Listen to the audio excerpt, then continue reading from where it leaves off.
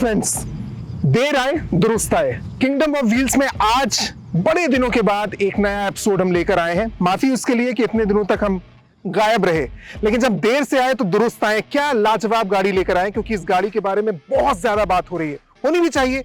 Best selling car है, XUV है। कौन सी हो सकती है? अगर मैं आपको 5 सेकंड दूं तो आप गेस कर सकते हैं। 5 सेकंड में 5 4 3 2 1। पता नहीं कितने लोगों ने सही गेस किया होगा। आज हम जिस गाड़ी की बात करने वाले हैं उस गाड़ी के बारे में बहुत ज्यादा बात की जा रही है और उसके बहुत से रीजंस हैं।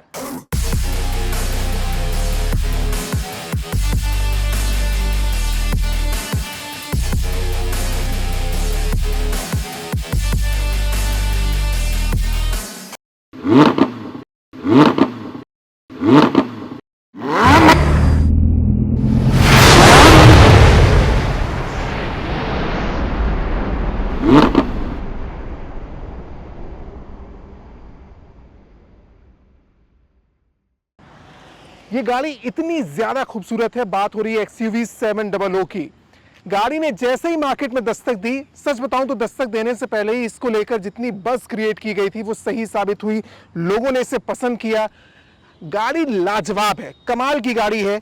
लेकिन ये हम देखकर पता कर सकते हैं कि गाड़ी खूबसूरत है, लेकिन जिसने फर्स्ट हैंड एक्सपीरियंस किया, यानी जो गाड़ी चला रहा है, चाहे उसे 2 महीने हुए हों 4 महीने हुए हों, उसका क्या है इसको लेकर मानना। यानी जो फर्स्ट हैंड एक्सपीरियंस होता है वो सबसे कारगर होता है, क्योंकि वो सच्चाई पर होता है। जिसने पैसे खर्च किए हैं उसको वैल्यू फॉर मनी हुआ है या नहीं हुआ है। ये जो गाड़ी आपको नजर आ रही है मिडनाइट ब्लैक कलर है। 5 कलर ऑप्शन आपको मिल जाएंगे। ये कौन सा मॉडल है, क्यों ये चुना गया है, अभी तक एक्सपीरियंस कैसा रहा है, उस पर हम बात करेंगे। और बात करने के लिए हमारे बहुत ही क्लोज फ्रेंड हमारे साथ हैं मनमोहन गुप्ता। मन्नू, कैसे हो? थैंक यू दोस्त। सब यार बड़ी खुशी होती है। मतलब एक तो जब लाजवाब गाड़ी की बात की जा रही हो और जब किसी क्लोज ने वो गाड़ी ली हो तो सबसे पहले तो बधाई दी जाती है। थैंक यू दोस्त। फिर से बधाई।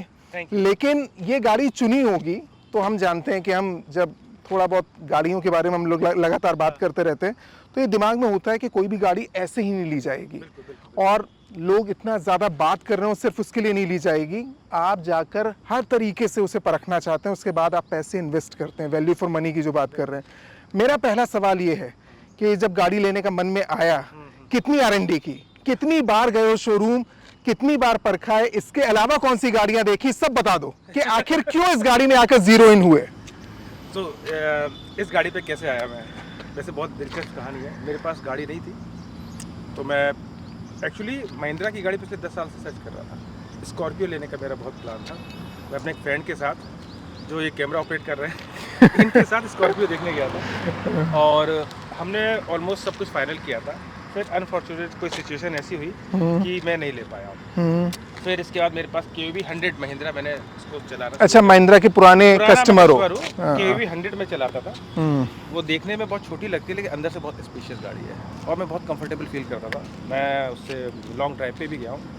तो कहीं पे ये मन में था कि मुझे नेक्स्ट जो गाड़ी लेनी है महिंद्रा लेनी है। वो इसलिए लेनी है, मुझे महिंद्रा वैल्यू फॉर मनी लगती है और इम्पॉर्टेंट चीज़ है कि वो फील कराती है कि एक्चुअली हम लोग की थोड़ी सी हाइट का इशू होता है।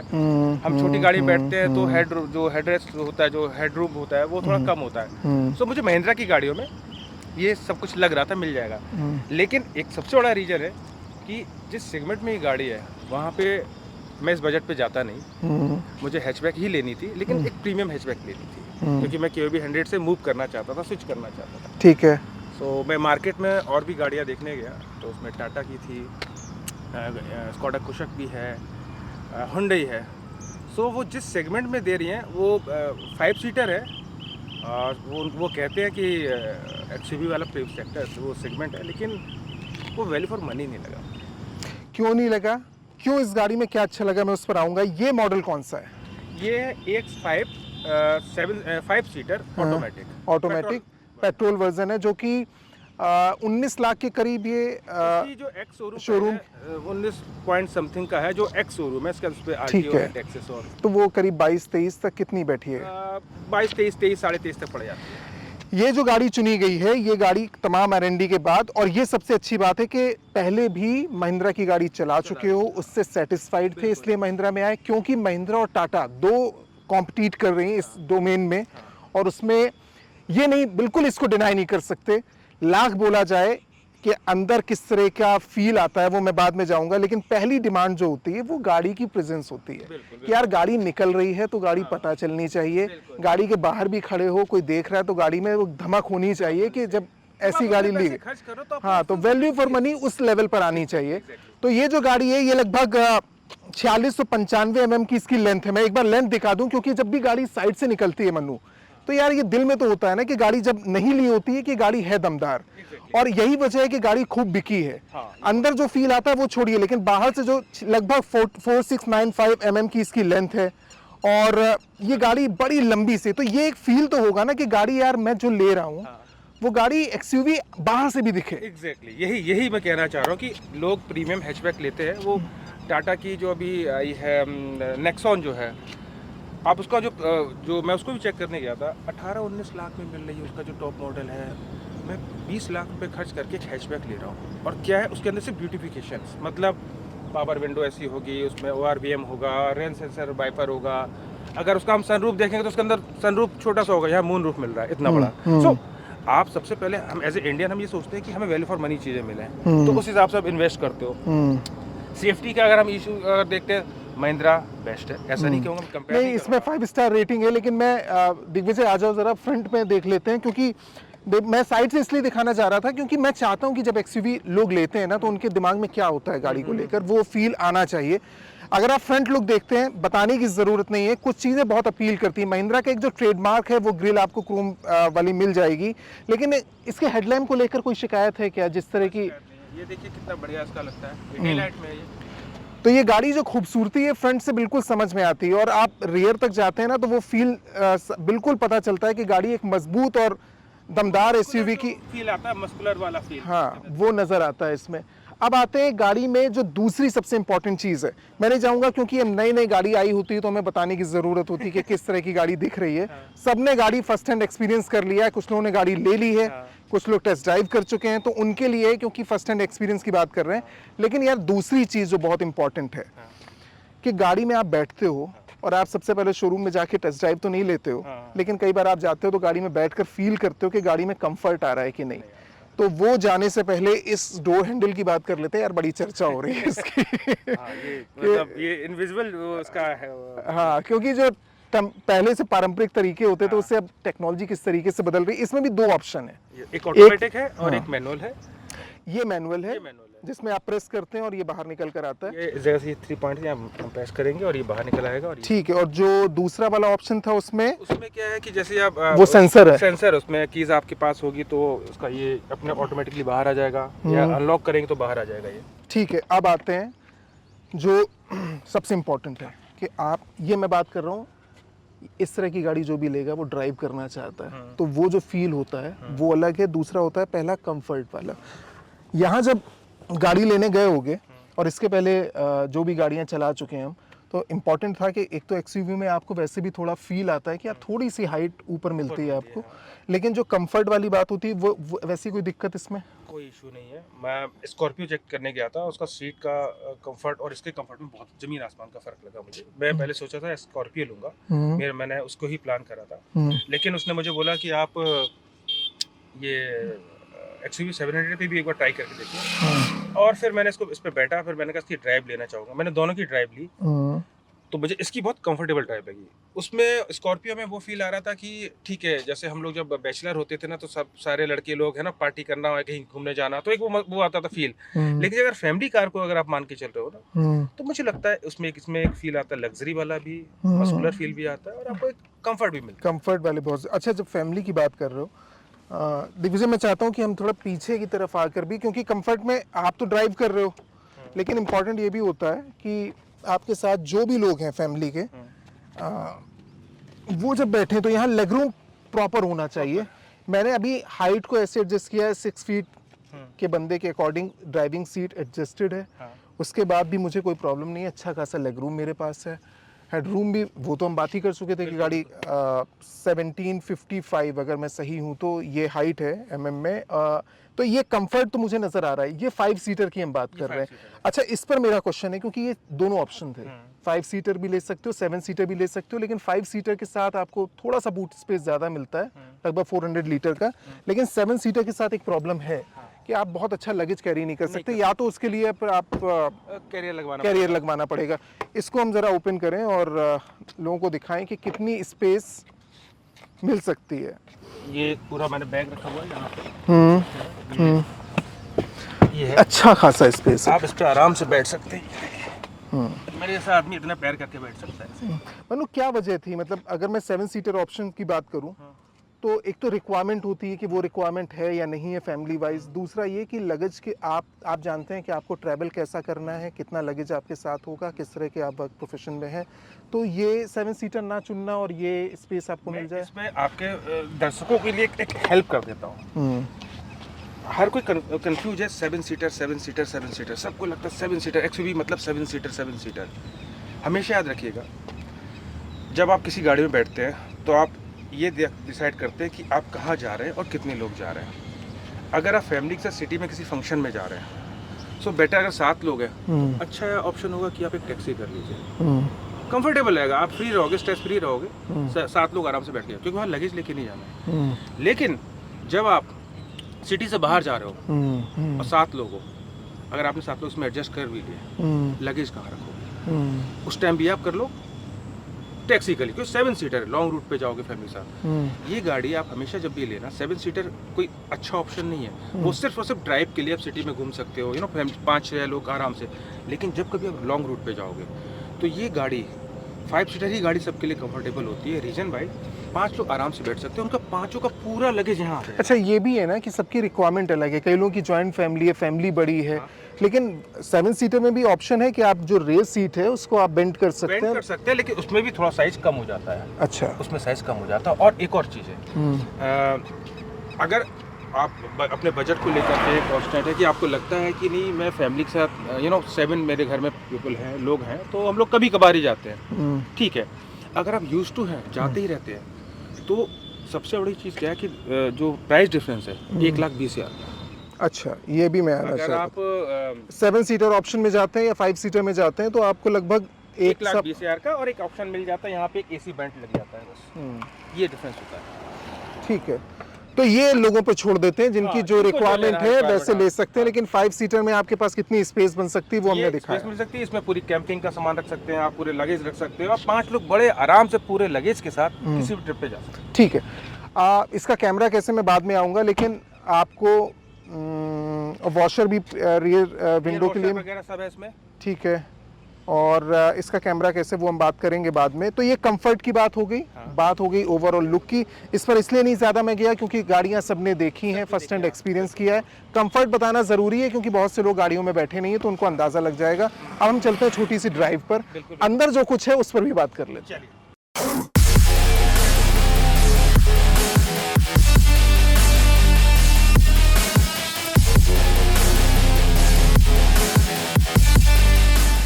तो हमने थोड़ा सा लंबा सफर इसमें तय कर लिया है। इससे पहले कि मैं आपको कुछ बताता या मन्नू आपको बताते हैं अपना फर्स्ट टाइम एक्सपीरियंस इस गाड़ी को चलाने का, तो मैं आ गया हूँ ड्राइविंग सीट पर, मन्नू मेरे साथ ही चले गए रेयर सीट पर। मन्नू, जो सबसे पहले इंपॉर्टेंट होता है किसी गाड़ी को जब हम लेने जाते हैं यार, तो ड्राइविंग सीट पर बैठकर एक अलग एहसास होता है। फिर हम गाड़ी चलाते हैं, हम सबसे पहले देखते हैं पिकअप कैसा है, कंफर्ट के बाद स्टीयरिंग कितना ईजी मूव कर रहा है, और ये सब चीज़ें एकदम रजिस्टर हो जाती हैं दिमाग में। हर गाड़ी के साथ ऐसा होता है। जब ये गाड़ी लेने गए, वो याद है आपको कि पहली बार या जब गाड़ी चलाई तो क्या फील था दिमाग में? जब मैंने टेस्ट ड्राइव ली थी तो एक इंसिडेंट हो गया था, जो मेरे साथ एग्जीक्यूटिव बैठा हुआ था। मुझे आदत नहीं थी ब्रेक को, है ना, मैनुअल जो गाड़ियों के ब्रेक होते हैं बहुत सॉफ्ट होते हैं, लाइक हम इशारे से उसको लगाते हैं और अभी लगाएंगे और 10 सेकंड बाद वो लगता है ब्रेक, इस तरीके का होता है। तो इन गाड़ियों के साथ ऐसा नहीं है। तो जब मैं एग्जीक्यूटिव साहब बैठा था, सामने गाड़ी आ गई, मैंने ब्रेक मारना चाहा, वो सडनली ब्रेक बिल्कुल वहीं पे लॉक हो गया। अच्छा, ये होता है, मैनुअल चला रहे हैं, ऑटोमेटिक चला रहे हैं, तो पहली बार चला रहे हैं तो दिक्कत आती है। तो वो हुआ था इशू। तो फिर उसने मुझे बताया कि आपको थोड़ा जब ऑटोमेटिक चलाएंगे तो धीरे धीरे आपको ये एडजस्ट करना पड़ेगा। तो फिर गाड़ी मुझे ही चलानी थी, तो जब गाड़ी में लेकर आया तो मैंने इसको इंश्योर किया कि सबसे पहले ब्रेक मारना सीखूं उस गाड़ी में। अच्छा, ये क्लियर कर लिया था कि ऑटोमेटिक लेनी है? ये मेरा शुरू से clear शुरू से था? बिल्कुल क्लियर था, क्योंकि दिल्ली का ट्रैफिक कितना होता है और जितनी बड़ी गाड़ी आप ले रहे हैं ना, हमेशा देखिए जितनी बड़ी आप गाड़ी लेना उसको ऑटोमेटिक लीजिए, वो इजी होता है। क्योंकि हम छोटी गाड़ी को तो हैंडल कर सकते हैं, लेकिन बड़ी गाड़ी को मैनुअली, ऑब्वियसली आपकी अपनी चॉइस है, लेकिन मुझे लगता है बड़ी गाड़ी अगर आप ऑटोमेटिक लेते हैं तो वो आपके लिए कंफर्ट ड्राइव होगी। एक चीज से तो मैं एग्री करता हूँ कि दिल्ली एनसीआर का ट्रैफिक पिछले 20 सालों में हमने जो देखा है, बहुत अच्छा। और अगर कोई रेनी सीजन हो, कोई लाइट खराब हो किसी एरिया में, या कोई भी रैली हो, कुछ भी हो, ऐसा ट्रैफिक होता है कि मैनुअली आप बहुत इरिटेट हो जाते हैं। तो ऑटोमेटिक ही ऑप्शन ठीक हो सकता है, और अगर आपको बहुत ज्यादा फर्क नहीं मिल रहा है रेट में तो आप उसमें जा सकते हैं। अब आते हैं इस पर कि गाड़ी, जब मैं थोड़ी देर के लिए यहाँ गाड़ी रोकता हूँ, अब मुझे ये बताओ, जब गाड़ी में बैठे पिकअप कैसा लगा गाड़ी का? मतलब क्योंकि ये बहुत ज्यादा चर्चा होती है कि कितने सेकंड में कितने स्पीड तक पहुंच गई, मैं उस पर नहीं जा रहा हूँ, लेकिन गाड़ी का फील होता है कि गाड़ी का पिकअप कैसा है, तो वो फील आया इस गाड़ी को चलाने में? हाईवे पे था मैं, और मैं जा रहा था कहीं पे, NH24 पे था, तो एक पीछे गाड़ी वाला बहुत बीप बीप बीप बीप कर रहा था। और मैं नॉर्मली क्या करता हूँ, गाड़ी एक लिमिट स्पीड पे चलाता हूँ, 70-80, जिसमें कंफर्टेबल रहे ड्राइव।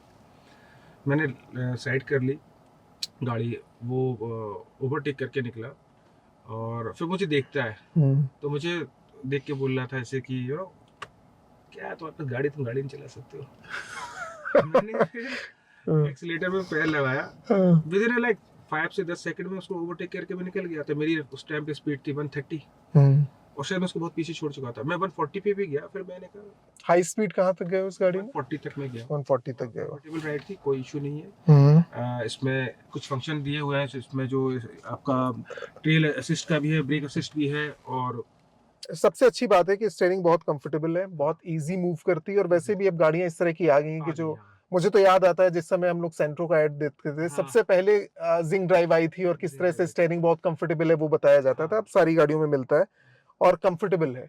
क्या क्या फीचर मिलते हैं इस पर हम बात करेंगे। आगे हमें दिख रहा है कि रोड ब्लॉक हो गई, जहां तक घूमते आए तो हम यू टर्न लेते हैं और फिर चलते हैं। अच्छा रोशन, मैं आपको एक चीज बताना तो भूल ही गया। कई लोगों का होता है कि उसका जो सनरूफ है किस तरीके का है, तो लोग चलाना चाहते हैं कि कितना बड़ा है। मैं आपको दिखाता हूँ। अच्छा, ये फीचर ऐसा है जो हम छोड़ दिया हम लोगों ने, लेकिन बहुत से लोगों के लिए बहुत इंपॉर्टेंट है। ये बहुत लग्जरी फील देता है लोगों को। बच्चों को अपने इस पे हेडरेस्ट पे जो होता है, हेडरेस्ट पे इस पे खड़ा करके बच्चों को उस पे दिखाते हैं कि देखिए कैसे चल रहा है। लेकिन ये इसका काफी बड़ा है। अच्छा, मुझे ये सिटी वाइज में ऐसे जानने के लिए कि आपका वेदर बहुत अच्छा है, बहुत खूबसूरत जगह पर अच्छा लग सकता है, जनरली यूज कितना रहता है? सिटी में कोई यूज नहीं, पॉल्यूशन इतना आप देख ही रहे होंगे, धूल काफी आती है। आप बोल रहे गाड़ी में, तो इसका बेनिफिट बेसिकली क्या है, सिटी में जब आप गाड़ी के धूप में खड़ी हुई हो, आप उसको ठंडा करना चाहते हो, तो आप इसका सनरूफ खोल दीजिए और विंडो खोल दीजिए, जल्दी ठंडी हो जाएगी। ओके, बस इसका एक यही यूज है, बाकी तो आप सिटी में इसका कोई यूज नहीं है। कभी आप उसको सनरूफ को खोल के चला नहीं सकते, इतनी धूल आती है। आप देख रहे होंगे नोएडा, दिल्ली में। मैं रिपोर्ट देख रहा था, ऑन एन एवरेज 5-10% भी यूज ही नहीं करते हैं लोग इसका, लेकिन ये फीचर ऐसा होता है कि जिस समय गाड़ी लेने जा रहे हैं उस समय बड़ा फैसिनेट करता है कि यार सनरूफ है और ऐसा होगा। और उसमें भी अलग अलग क्वालिटीज आती हैं, किसी किसी में स्क्रीन बहुत और बेहतर लगी होती है, इसकी क्वालिटी कितनी प्रीमियम है तो बेटर है। और आपने कहा जितना वाइड है तो ये खूबसूरत तो है ही। मनु, जल्दी जल्दी बात कर लेते हैं यार, क्या क्या इस वेरिएंट की मैं बात कर रहा हूँ, तो क्या क्या है सहूलियत, मतलब जिसको मैं इंफोटेनमेंट की बात कर लेता हूँ, इसमें फिर एसी की बात कर लेंगे, कंफर्ट की बात हो ही गई है, तो ये जो इतना बड़ा पैनल दिख रहा है, इंस्ट्रूमेंट पैनल, क्या क्या ऑप्शंस इसमें मिल रहे हैं? ये पैनल तो महिंद्रा की एक्सयूवी में हर वेरिएंट में मिलता है। इन्होंने ये कॉमन रखा हुआ है नॉर्मली। और जो आपका इंस्ट्रूमेंट क्लस्टर, जो आपकी स्टीयरिंग भी दिया हुआ है, उसमें वॉल्यूम का एडजस्ट बटन है, सिलेक्ट कर सकते हैं, सोर्स सिलेक्ट कर सकते हैं, कॉल ऑन ऑफ कर सकते हैं, और क्रूज। अच्छा, पूरा मीडिया कंट्रोल इसमें है, क्रूज कंट्रोल इसमें है, क्रूज कंट्रोल इसमें है। और आपकी साइड, जो आपके राइट साइड में एक पैनल दिया हुआ है जिसमें आपको ब्रेक असिस्ट भी है, हिल असिस्ट है उसमें। और सबसे इम्पोर्टेंट ये है कि इसमें एक फीचर दिया हुआ है कि जैसी गाड़ी अगर किसी रेड लाइट पे खड़ी है, तो उसका इंजन है ना ऑटोमेटिक बंद हो जाएगा, और जैसे आप ब्रेक से पैर हटाएंगे या स्टीयरिंग को हिलाएंगे, वो स्टार्ट हो जाएगा इंजन। तो इसमें वेरिएंट दिया हुआ है, ये फीचर्स में दिया हुआ है। इसका जो टच स्क्रीन है कैसा है? मैं इसको इतना इतना अच्छा भी नहीं बोलूँ, जैसे हम अपने फ़ोन यूज़ करते हैं उसके कंपैरिजन में तो एक बहुत उतना अच्छा नहीं है, लेकिन ठीक है, इट्स ओके। अच्छा, एक शिकायत बहुत ज्यादा आई है और ये स्टार्टिंग में आई है कि बहुत प्रॉब्लम हुई है कि कई बार कनेक्टिविटी का इशू आ रहा है, कुछ एप्स फीचर्स दिए गए, इसमें अडास नहीं होगा, नहीं, इसमें जो डांस दूसरा नहीं है। फीचर दिया गया उसकी कनेक्टिविटी का इशू आ रहा था, वो अभी तक हुआ है, सॉल्व नहीं हुआ है, क्या है उसमें? अभी मैं इसमें एप्पल कारप्ले में इसके साथ अपने फ़ोन के साथ इसको कनेक्ट कर रहा था, तो इसकी कनेक्टिविटी में बहुत इशू आता। मैं अपनी फर्स्ट सर्विस पे जब गया था तो उनको बताया, तो उन्होंने मुझे ये बोला कि आपके आईफोन में कुछ प्रॉब्लम है। ओके। उन्होंने ये नहीं बोला कि इसके महिंद्रा के सिस्टम में कोई प्रॉब्लम है, उन्होंने बोला आपके आईफोन में प्रॉब्लम है। और वो प्रॉब्लम अभी भी और आती है? अभी भी आती है। अब मुझे ये समझ में नहीं आ रहा कि आईफोन जो बनाने वाली कंपनी है, उसके किसी कस्टमर ने इस तरह की कंप्लेन नहीं करी होगी कि उसका एंड्रॉइड है ना। नहीं, लेकिन ये चीज मुझे जेनरिक सुनने मिली है, ये महिंद्रा बहुत में से प्रॉब्लम रिव्यूज है, है कि ये प्रॉब्लम आ रही ये है। प्रॉब्लम है ये, और इसको महिंद्रा को देखना पड़ेगा। इनके जो सॉफ्टवेयर अपडेट हैं या जो भी इस पे काम कर रहे हैं, बहुत स्लो रिस्पॉन्स है। ओके, तो ये इस पे महिंद्रा को काम करना पड़ेगा काफी। ठीक है। अब देखो, ये जो ऊपर की खूबसूरती है, ये मुझे बहुत अच्छी लग रही है क्योंकि ये धीरे धीरे और एडवांस होता जा रहा है। आप देखिए कितनी लंबी स्क्रीन दे दी है, पहले डिवाइडेड थोड़ी सी स्क्रीन आती थी, तो ये बड़ी खूबसूरत है। एसी कैसा है गाड़ी का? क्योंकि यहाँ से हटने के बाद थोड़ा सा चेंज नजर आता है, थोड़ा इस पर बात कर लेते हैं, जो हम बात कर भी रहे थे कि आमतौर पर थोड़ा सा इसे डिजिटल बनाया जा सकता था, बिल्कुल बनाया जा सकता एसी ऑपरेट करने के तरीकों को। यार क्या है इसमें? एसी तो कंफर्टेबल है ही, इसका कोई है। प्रॉब्लम इसका नहीं? बहुत कंफर्टेबल है। इसको महिंद्रा ने, मैं वही बोलना चाह रहा हूँ, इतने सारे वेरिएंट निकाले हैं। आप इस सेगमेंट में, इस वेरिएंट में आपको कॉमन कर देना चाहिए, एसेंशियल चीज़ है। ऐसा नहीं कि लग्जरी हो गई एसी गाड़ी में। तो आप इसको सेम अगर कर सकते हैं तो बहुत बेटर रहेगा। अब उसमें ऑप्शन है कि आप क्लाइमेट कंट्रोल के साथ आप उसमें आप रूम जो एयर प्योरीफायर होता है जो वो लगाना चाहे, वो आपके लिए लग्जरी हो जाएगा। लेकिन आप इसको तो डिजिटल बना सकते हैं, इसमें बड़ा इतनी अच्छी गाड़ी आपने ऊपर तो स्क्रीन आप डिजिटल दे रहे हो, नीचे सब कुछ मैनुअल करके रखे हुए हैं। अच्छा, ये भी है कि हर कुछ हाई एंड में मिले, हर कुछ बहुत ही टॉप मॉडल में मिले, ये जरूरी नहीं है। कुछ चीजें ऐसी हैं जो गाड़ी को और प्रीमियम बनाती हैं, और आपका क्वेश्चन ठीक है कि उसको हर वेरिएंट में देना चाहिए, जिससे कि थोड़ा सा कंफर्ट का एहसास और या गाड़ी और बेहतर नजर आए, वो करना चाहिए। अगर मैं नेगेटिव की बात करूं, बहुत अच्छा है, कंफर्टेबल ड्राइव हो रही है हमारी, स्टीयरिंग हैंडल करना ही अपने आप में बहुत अलग एहसास दे रहा है, बहुत अच्छा म्यूजिक सिस्टम होगा इसका, बहुत अच्छे से आजकल जो ऑप्शंस आ गए, ऐप्स आ गए, ऑपरेट कर सकते हैं पूरी गाड़ी को। अच्छा, मैं उस पर जाऊं कि इसमें नेगेटिव क्या है। जो आपके पास ऐप है, महिंद्रा ऐप प्रोवाइड कर रही है, उस ऐप में क्या कुछ फीचर्स मिलते हैं? ये जो ऐप है महिंद्रा का, मैं आपको अभी दिखाता हूँ। अभी मैं गाड़ी ड्राइव कर रहा हूँ तो ये इतना काम नहीं करता है, लेकिन आप जब सिस्टम से बाहर होते हैं, गाड़ी से बाहर होते हैं, तो इसमें एक फीचर इन्होंने एक ऐप दिया है जिसकी एनुअल फी है आई थिंक 2500 से 4000 रुपये के आसपास है। फर्स्ट ईयर सब्सक्रिप्शन फ्री है। ओके। तो इसमें आप गाड़ी को ऑन ऑफ कर सकते हो, इसका इंजन बाहर बैठ के। जैसे आप ऑफिस में बैठे, आपको अपनी गाड़ी स्टार्ट करनी है, आप इंजन स्टार्ट कर सकते हो, वो गाड़ी इंजन स्टार्ट होगा तो एसी भी आपका ऑन हो जाएगा। आप गाड़ी को ऑन और ऑफ कर सकते हैं, लॉक कर सकते हैं इंजन, उसको गेट जो है लॉक कर सकते हैं। इसमें और भी फीचर्स हैं, लेकिन पेड वर्जन में। ओके। सो अगेन, आप जितना पैसा पे करेंगे उतनी सर्विस आपको मिलेगी। आप उसमें चेक कर सकते हैं कितना फ्यूल, आप उसमें लॉक शीट बना सकते हैं, कितनी आपकी गाड़ी भी चल चुकी है वो आ सकती है। इनका एक महिंद्रा का फीचर जिसमें आप अपना सर्विस सेंटर भी बुक कर सकते हैं, तो ये सारा कुछ दिया हुआ है। लेकिन अगेन महिंद्रा, लेकिन उसके चार्जेस है, फर्स्ट ईयर फ्री है, उसके बाद ठीक है, आप उस सर्विस अवेल करना चाहते हैं तो आपको पे करना पड़ेगा। और बाकी गाड़ी में आप देख ही रहे होंगे, जो ये स्कोर अच्छा कर सकते हैं, इसकी जो प्लास्टिक है अंदर। अब मैं पूरे नेगेटिव में चले जाता हूँ। मन्नू यार, ये बताओ कि ऐसा तो हो नहीं सकता कि सब कुछ बढ़िया है, कुछ ऐसा भी होता है जो बढ़िया नहीं है, लेकिन ये कह सकते हैं कि एक्सपेक्टेशन जो आपकी होती है उससे बेहतर की होती है। क्या क्या है ऐसा? पहली चीज जो इसका इंटीरियर में जो प्लास्टिक यूज किया है ना, हाँ, और बेटर हो सकता था। राइट। आप इतनी बढ़िया गाड़ी बना रहे जो बाहर से देखने में बहुत सुंदर लगती है, उसमें कोई चेंजेस नहीं किया, और वो सब में एक ही जैसी चीज लगाई है। लेकिन अंदर अगर आप चेक करते हैं तो आपने जो सबसे टॉप मॉडल और उसके बीच में जितने मॉडल है उतने इतने चेंजेस कर दिए हैं कि आप, मतलब ये मुझे लगता है कि मैंने इतने पैसे खर्च करके, मतलब ये जो इस तरह की प्लास्टिक, हाँ, इतने पैसे भी कम पैसे नहीं है यार, 20-22 लाख रुपए खर्च करने के बाद। कस्टमर, मतलब मैं अगर इस चीज को पे कर रहा हूँ तो मुझे एटलीस्ट ये महिंद्रा को देखना चाहिए। ठीक है, आप कस्टमर का सेगमेंट चेंज कर रहे हैं तो कोई आपकी गाड़ी क्यों लेगा? आप प्रीमियम गाड़ी अगर किसी को लेनी है तो फिर आप उसके लिए छोटा वाली गाड़ी क्यों बना रहे हो? फिर आपको लगता ही है सिर्फ इसीलिए कि आपको एक्सयूवी चलानी है, नहीं, और थोड़ी सी प्रीमियम क्वालिटी दे सकते थे। अच्छा, मैं देख रहा था अभी ये ORVMs जो है, ये यहाँ से एडजस्ट हो सकते हैं लेकिन फोल्ड नहीं हो सकते हैं शायद, राइट? हाँ, ये इस सेगमेंट में ये है हाँ। जो मैंने जो इसका सेगमेंट लिया है उसमें आप अंदर से तो कंट्रोल कर सकते हो उसके मिरर को, लेकिन वो फोल्डेबल नहीं है, ऑटोमेटिक इलेक्ट्रिकल नहीं है। मतलब जैसे आप गाड़ी को लॉक करेंगे तो वो अंदर चले जाते हैं ना, वो नहीं जाते, इसमें आपको मैनुअली करना पड़ेगा। अब ये भी एक उन्होंने बता दिया कि आपकी गाड़ी जो है ना लोअर वर्जन की है, तो आपको फील कराते रहता है महिंद्रा कि देखो अगर आप इतना पैसा खर्च करोगे तभी आपको लग्जरी मिलेगा, नहीं तो नहीं मिलेगा। हर चीज के पैसे, हर चीज के पैसे। ठीक है, अब हम बात करेंगे सबसे सबसे सबसे इंपॉर्टेंट टॉपिक की, सबसे ज्यादा पूछे जाने वाले टॉपिक की। हाथी खरीदना आसान है, हाथी पालना मुश्किल है। अगर मैं इस गाड़ी के माइलेज की बात करूं, इतनी बात हो रही है मन्नू, ये 4 का एवरेज दे रही है सिटी में, पीपे की तरह तेल पी रही है, ये कुछ लोग बोलते हैं 12-15 दे देगी हाईवे पर जाएंगे। और मुझे लगता है इतनी हैरानी होती है सुनकर मुझे कि यार एक राय नहीं है लोगों की, तो थोड़ा क्लैरिटी मिले कि यार कितना एवरेज दे रही है गाड़ी सच में। और तुमने क्या कमाल किया है, मुझे पता है कि तुमने एक कमाल भी किया है कि क्या बोलूं मैं, इसमें कितना दूध निकाल लिया है, बकरी से वही कहानी है। क्या है कमाल इसमें? देखिए पहली चीज तो अभी मैं दिव्या को बोलूंगा अभी देखो कितना एवरेज आ रहा है, चेक करो जरा मेरे इसके स्क्रीन पे 5.5। ठीक है। अच्छा ये ऑटोमेटिक गाड़ी है। अच्छा ये मेंशन इसमें होता रहता है, आप चेक कर सकते हो, ये भी इसमें एवरेज दिखा रहा है, सब डिस्प्ले हो रहा है कि क्या एवरेज पे इस समय गाड़ी चल रही कितनी है, जा सकती है इस रेस पे चलेगी, तो उस पे रेंज लिखी हुई है। ठीक है।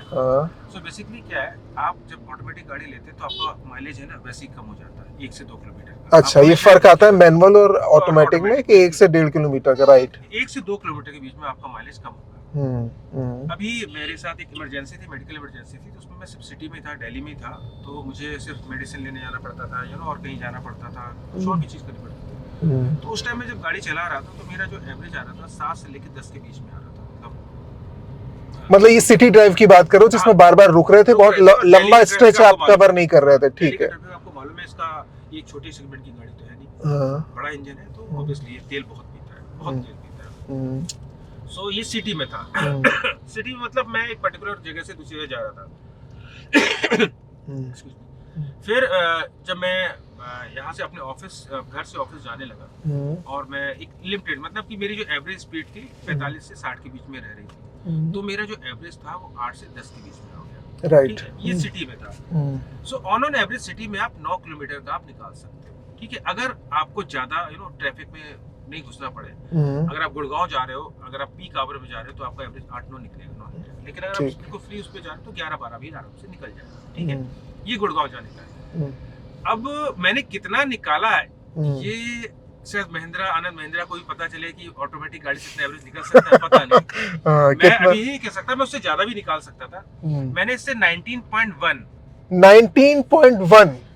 किलोमीटर पर लीटर निकाला है। अच्छा। और हम लोग कहीं से आ रहे थे और बस इसमें एक सर्टेन स्पीड मेंटेन करके रखनी थी हमें, और उस स्पीड को मैंने मेंटेन करके रखा, और उसमें मेरा एवरेज 19.1 था, और मैं उसको और बढ़ा सकता था, 20 तक जा सकता था, लेकिन दिल्ली आ गया, और अगेन दिल्ली। अच्छा ठीक है, इसको क्लियर कर लेते हैं कि अगर आप हाईवे पर हैं एक लिमिट में, क्योंकि गाड़ी बहुत तेज स्पीड में होती है तो भी ऑयल बहुत बर्न होता है, लेकिन अगर आप एवरेज लिमिट में हैं, आपने 60-70 की बात की, तो उसमें 19.1 शो कर रहा था और आपने एवरेज देखा कि 19.1 का आ रहा था, तो ये तो बड़ी कमाल की बात है। एग्जैक्टली यही मुझे पहली बार मैंने इस गाड़ी को, नहीं तो इसमें तो मैं तेल इसको डालता हूँ, अंधा कुआं है, पीती जाती है।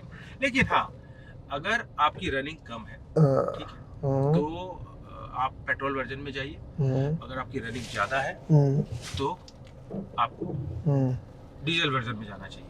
अच्छा, डीजल उस समय टेस्ट ड्राइव की थी? मैंने डीजल टेस्ट ड्राइव करी थी, लेकिन अभी डीजल का इशू ये है कि 10 साल की रजिस्ट्रेशन दिल्ली एनसीआर में, यस, और पेट्रोल का 15 साल का है। ये बहुत इंपॉर्टेंट पॉइंट है। जब भी आप गाड़ी लेने जाए तो इसको जरूर ध्यान रखें, कोई भी एवरेज हम लोग गाड़ी चलाते हैं, बड़ी गाड़ी ले रहे हैं तो 5 से 7 साल तो चलाएंगे ही चलाएंगे। हाँ ठीक है। आफ्टर दैट उसकी अगर उसकी अच्छी वैल्यू ना मिले तो फिर वो दिक्कत हो जाती है फिर। तो अभी तक ओवरऑल अगर बात की जाए, मोटे तौर पर जिस वजह से इस गाड़ी को चुना था, खुश हो हर लिहाज से?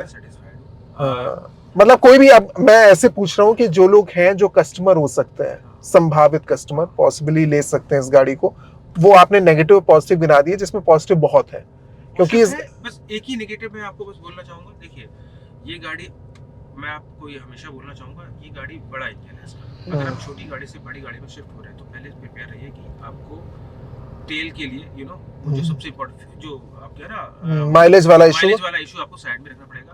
अगर आप उसको साइड में रख सकते हैं तो कंफर्ट मिलेगा, आपको सेफ्टी मिलेगी और उसमें वो फीचर्स मिल रहे हैं जो आपको एक हैचबैक में नहीं मिलेंगे। लोग हैचबैक पे इसीलिए जाते हैं, प्रीमियम हैचबैक पे इसलिए जाते हैं, उनका माइलेज अच्छा होता है। राइट। हमेशा याद रखना है कि अगर आप माइलेज पे जाएंगे तो कहीं ना कहीं कॉम्प्रोमाइज करना पड़ेगा आपको। तो सारी चीजें एक साथ नहीं मिल सकती। ऑब्वियसली मैं ऑल्टो ले लूंगा तो ऑल्टो में मुझे तो 30-35 का भी मिल जाएगा एवरेज, लेकिन क्या मैं ऑल्टो में वो कंफर्ट फील कर पाऊँ? शौक की कीमत है, शौक अगर आप पाल रहे हैं तो उसका ठीक है। अच्छा मुझे एक चीज बताओ, जो एक और आखिरी पॉइंट डिस्कस करने वाला है, बहुत लोग परेशान होते हैं, स्पेशली बीटीएस सिटीज में तो बहुत कंप्लेंट आती है। आफ्टर सेल सर्विस महिंद्रा की अभी तक क्या पाला पड़ा है अभी कंपनी से या सर्विस स्टेशन से, और कैसी मिली? बहुत अच्छी है। अच्छा। अगर जब मेरे पास पहले कॉल आया कि आपकी सर्विस 1000 पे हमारा था, लेकिन मैं किस सिचुएशन में कहीं पे फंसा हुआ था तो मैं नहीं जा पाया, तो उनका फोन आया एग्जीक्यूटिव का कि सर आप जब भी जाएंगे आप मुझे बता दीजिए, मैं आपकी अपॉइंटमेंट फिक्स कर दूंगी। तो आप जब भी, मैंने फ्री उनको फोन किया और उन्होंने मेरी अपॉइंटमेंट फिक्स कर दी। आप उस टाइम पे जाइए, वो गाड़ी आपकी आराम से आपको एक एग्जीक्यूटिव एलोकेट कर देंगे। ओके। पूरे साथ आपको सब कुछ बताएगा, आपके साथ रहेगा। उसको अपने कंसर्न बताइए क्या इश्यूज हैं, फिर आप उसके साथ टेस्ट ड्राइव पे जा सकते हैं, उसमें बता सकते हैं, तो उसको एड्रेस करते हैं। मेरे साथ एक ही फीचर इसमें इशू हुआ था, जो इसका जो इंस्ट्रूमेंट क्लस्टर है उसमें कोई इशू आ रहा था, एंड्रॉइड जो अपना एप्पल कार प्ले वाला, मैंने उसको रेस किया था तो उसने बस मुझे ये बोल दिया कि आपके एप्पल फोन में प्रॉब्लम है। तो वो बस इशू रहा, बाकी ऐसी कोई मुझे प्रॉब्लम नहीं है। महिंद्रा की सर्विस अच्छी है कंपेयर टू टाटा। मतलब मुझे ऐसा लगता है, मेरे फ्रेंड के पास टाटा थी, उसने मुझे बोला था टाटा में कुछ इश्यूज है, जस्ट बिकॉज़ दैट इशू मैंने ना सर्विस के कारण महिंद्रा। ये कंपनी को सोचना चाहिए, और तब भी सोचना चाहिए जो कि कस्टमर है यार, बहुत ज्यादा पैसा उसने खर्च किया है, तो उसको अगर आप वो सहूलियत नहीं देते, यानी आप कस्टमर को फील नहीं कराते हैं आप उसके लिए इंपॉर्टेंट है, या वो आपके लिए इंपॉर्टेंट है, ऐसे बोलना चाहिए, वो आपके लिए इंपॉर्टेंट है, तो फिर बात बनेगी नहीं। क्योंकि लोग और एक्स्ट्रा चार्जेस से भी परेशान रहते हैं मनु, बहुत ज्यादा कई बार ऐसा होता है कि डिफर कर जाते हैं। फिक्स चार्जेस बताए गए होंगे कि सर्विसेज में क्या क्या आपको पे कर। पहली सर्विस फ्री थी 1000 किलोमीटर पे, अब 10000 पे इसकी दूसरी सर्विस होगी। I think that is paid service, और उसके लिए मैंने चेक नहीं किया, लेकिन 3 से 4000 का उन्होंने अपना मेंशन किया हुआ था। उसमें कुछ चेंजेस होंगे, ऑयल और फिल्टर वगैरह होते हैं। तो जब मैं जाऊंगा फर्स्ट सर्विस के बाद, फिर मैं आपको बता सकता हूँ कि इसमें कितना खर्चा आया। ठीक है यार, ये जो बात बहुत ज्यादा हो रही है ना, 4 किलोमीटर या 5 किलोमीटर की एवरेज की, मैं चाहता हूँ दिग्विजय शो कर दो। 6.9 आ गया, हम बात कर रहे थे तब 5.6 से समथिंग।